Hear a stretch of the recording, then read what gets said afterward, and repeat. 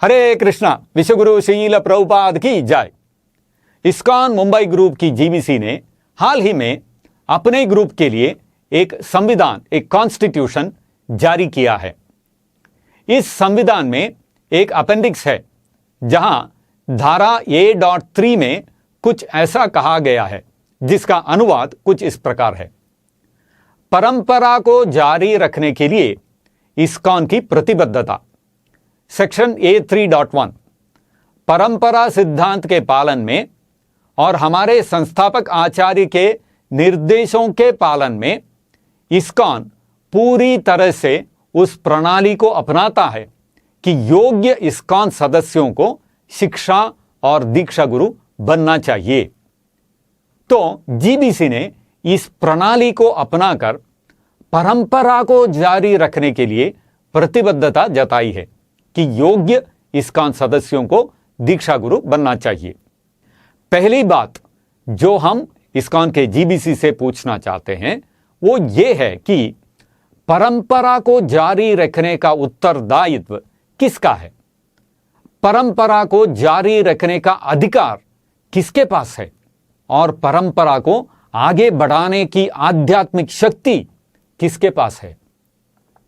स्पष्ट रूप से परंपरा को जारी रखने या बनाए रखने का उत्तरदायित्व, अधिकार एवं आध्यात्मिक शक्ति केवल दो व्यक्तियों के पास है। एक तो स्वयं भगवान श्री कृष्ण और दूसरे संप्रदाय के प्रामाणिक आचार्य। जिससे यह प्रश्न उठता है कि जीबीसी जो कि केवल एक प्रबंधकीय निकाय है, मैनेजरियल बॉडी है, उसे परंपरा को जारी रखने का उत्तरदायित्व, आध्यात्मिक शक्ति और अधिकार कब, किससे, कहां और कैसे मिला? उन्हें यह उत्तरदायित्व किसने सौंपा? उन्हें परंपरा जारी रखने का अधिकार किसने दिया? उन्हें परंपरा को जारी रखने की दिव्य शक्ति किसने प्रदान की? जीबीसी का संविधान इन सभी सवालों पर एकदम मौन है, लेकिन हम आपको इन सब के उत्तर खोजने के समय और प्रयास से बचाएंगे। जीबीसी ने एक सरल कारण से इन सवालों पर चुप रहना चुना है। सरल कारण क्या है? वो ये है कि किसी ने भी उन्हें परंपरा को जारी रखने का उत्तरदायित्व नहीं सौंपा। किसी ने भी उन्हें परंपरा जारी रखने के लिए अधिकृत नहीं किया और किसी ने भी उन्हें परंपरा को जारी रखने के लिए किसी भी तरह की दिव्य शक्ति प्रदान नहीं की।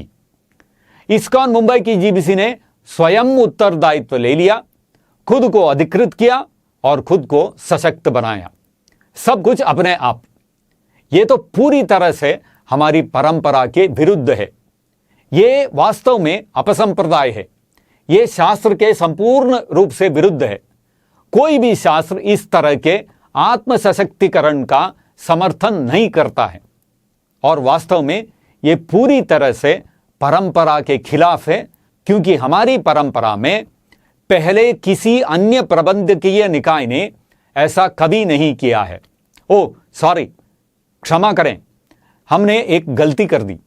वास्तव में एक उदाहरण है जहां एक प्रबंधकीय निकाय ने, एक मैनेजरियल बॉडी ने दीक्षा गुरु को चुना, जो कि गौड़ीय मठ में हुआ था। और हम सब जानते हैं कि उसके बाद कितने विनाशकारी परिणाम हुए गौड़ीय मठ में। तो क्या जीबीसी उस ऐतिहासिक विसंगति के पदचिन्हों पर चल रही है?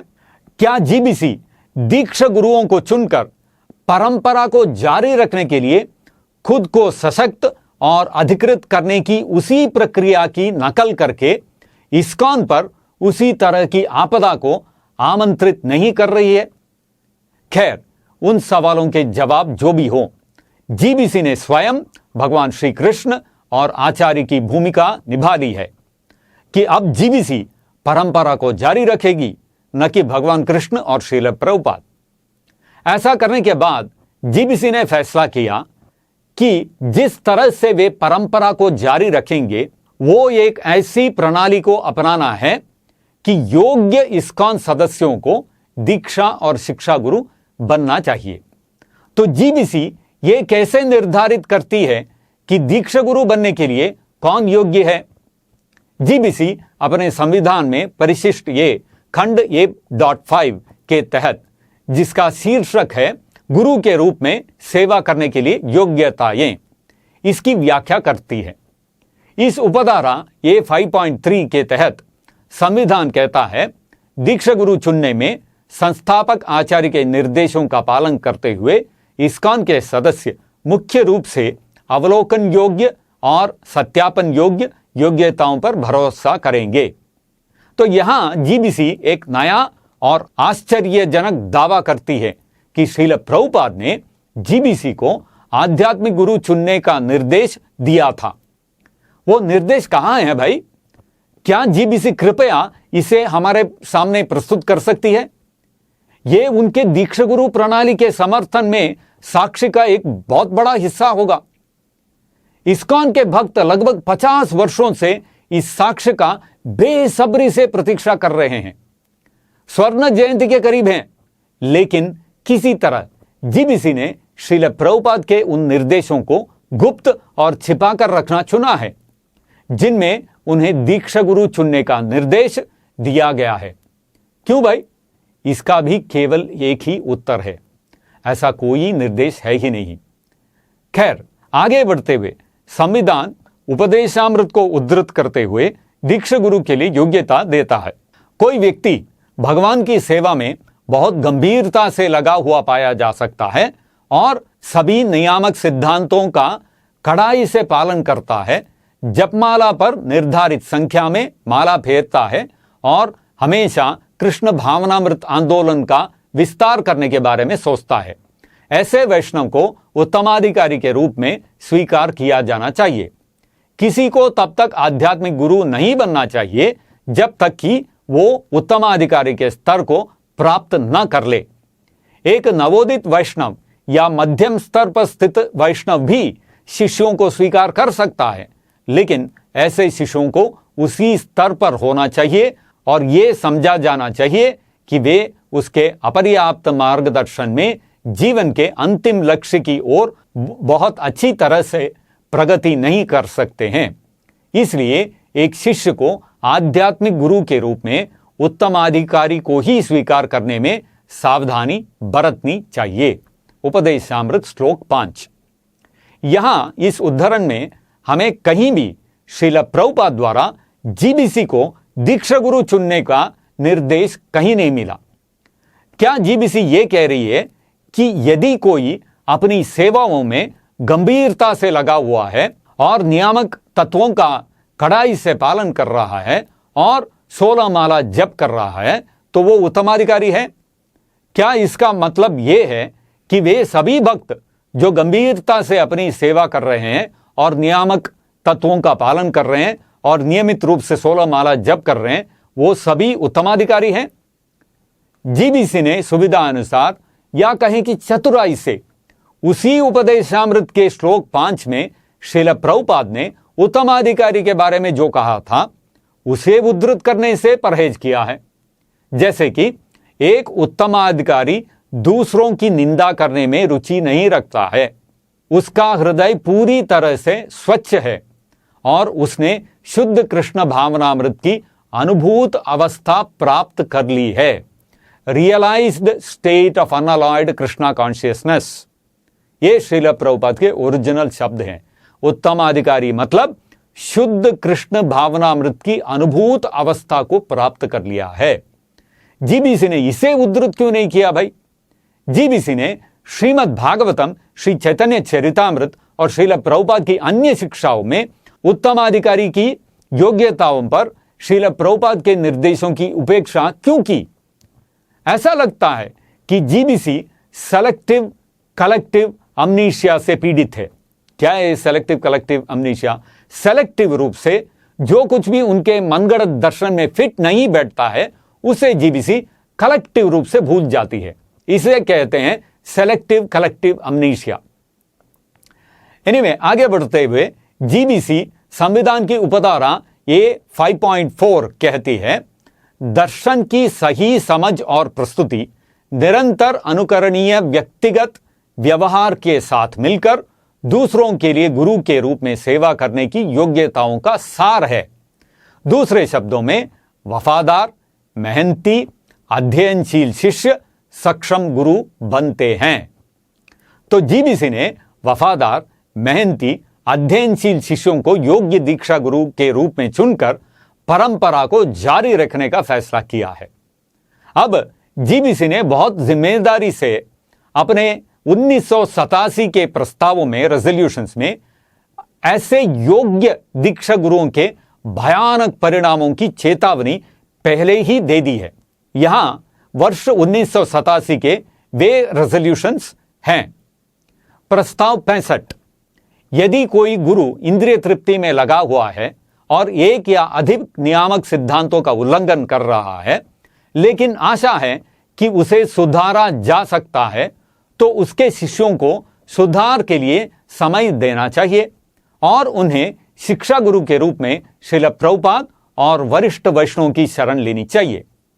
प्रस्ताव 66, यदि कोई गुरु इंद्रिय तृप्ति में बुरी तरह फंस गया है और यह देखा गया है या उसके स्वयं के स्वीकारोक्ति से पता चला है कि वो नियमित रूप से कृष्ण भावनामृत के नियामक सिद्धांतों का उल्लंघन कर रहा है और उसके सुधार की लगभग कोई आशा नहीं है, तो शिष्य को उसे त्याग देना चाहिए और पुनः दीक्षा ले सकता है। रेजोल्यूशन 67, यदि आध्यात्मिक गुरु आसुरी गुण अपना लेता है और इस्कॉन का शत्रु बन जाता है, उसे त्याग देना चाहिए और शिष्य पुनः दीक्षा ले सकता है। प्रस्ताव 68, यदि गुरु की स्वीकारोक्ति या विश्वसनीय गवाहों के माध्यम से यह सुनिश्चित हो जाता है कि दीक्षा देने के समय गुरु पतित था, तो शिष्य के पास उसे त्यागने और पुनः दीक्षा लेने का वैध कारण है। रेजोल्यूशन 69, निलंबित गुरु की सार्वजनिक पूजा नहीं होनी चाहिए। रेजोल्यूशन 70, निलंबित गुरु, सस्पेंडेड गुरु के शिष्य विग्रहों की आरती करते समय विभिन्न वस्तुएं श्रील प्रभुपाद के माध्यम से परंपरा को अर्पित करेंगे। प्रस्ताव 71, सार्वजनिक स्थान पर प्रणाम करते समय निलंबित गुरु, सस्पेंडेड गुरु के शिष्यों का श्रील प्रभुपाद का प्रणाम मंत्र जोर से बोलना चाहिए और सस्पेंडेड गुरु के मंत्रों का जाप चुपचाप करना चाहिए या बिल्कुल नहीं करना चाहिए। प्रस्ताव 84, निलंबित गुरु के शिष्य जब मंदिर में या किसी भी इस्कॉन प्रतिष्ठान जैसे रेस्टोरेंट आदि में विग्रहों को भोग अर्पित करते हैं, तो उन्हें श्रील प्रभुपाद के माध्यम से परंपरा को अर्पित करना चाहिए। तो ये इस्कॉन मुंबई ग्रुप की जीबीसी द्वारा जारी परंपरा में दीक्षा गुरुओं का स्तर है। इस्कॉन मुंबई के दीक्षा गुरु इंद्रिय तृप्ति में बुरी तरह फंस सकते हैं। इस्कॉन मुंबई ग्रुप के दीक्षा गुरु किसी भी नियामक तत्वों का उल्लंघन कर सकते हैं। इस्कॉन मुंबई ग्रुप के दीक्षा गुरु इस हद तक गिर सकते हैं कि उनके सुधार की कोई आशा न रहे। इस्कॉन मुंबई ग्रुप के दीक्षा गुरु आसुरी गुण अपना सकते हैं। इस्कॉन मुंबई ग्रुप के दीक्षा गुरु इस्कॉन के प्रति दुश्मनी मोड़ ले सकते हैं। ये इस्कॉन मुंबई ग्रुप के जीबीसी द्वारा सैकड़ों की संख्या में बनाए जा रहे दीक्षा गुरुओं का मानक है। आप देख लीजिए, ये दीक्षा गुरु द्वारा आविष्कृत गुरु शिष्य परंपरा का स्तर है। अब इसकी तुलना गौड़ीय वैष्णवों की वास्तव में गुरु परंपरा जो है उससे करें। गौड़ीय वैष्णव गुरु परंपरा इस्कॉन मुंबई ग्रुप की जीबीसी द्वारा आविष्कृत जो गुरु शिष्य परंपरा है उससे बिल्कुल अलग है। इन दोनों के बीच में जमीन आसमान का अंतर है।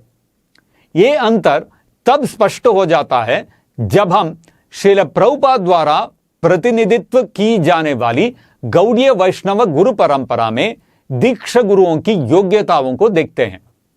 भगवत गीता के 4 अध्याय 42वें श्लोक के तात्पर्य में श्रील प्रभुपाद कहते हैं, एक प्रामाणिक आध्यात्मिक गुरु अनादिकाल से परंपरा में होता है और वो भगवान के उन निर्देशों से बिल्कुल भी विचलित नहीं होता है जो लाखों साल पहले सूर्य देव को दिए गए थे।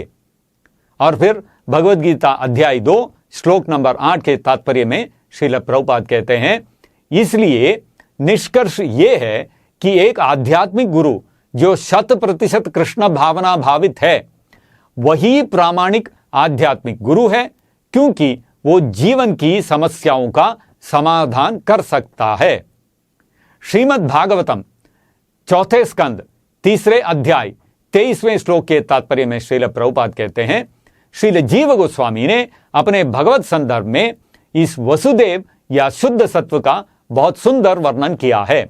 वे स्पष्ट करते हैं कि आध्यात्मिक गुरु के नाम के साथ अष्टोत्तर शत जोड़ा जाता है, 108 जोड़ा जाता है, ताकि वो इंगित किया जा सके जो शुद्ध सत्व में या वसुदेव की दिव्य अवस्था में स्थित है।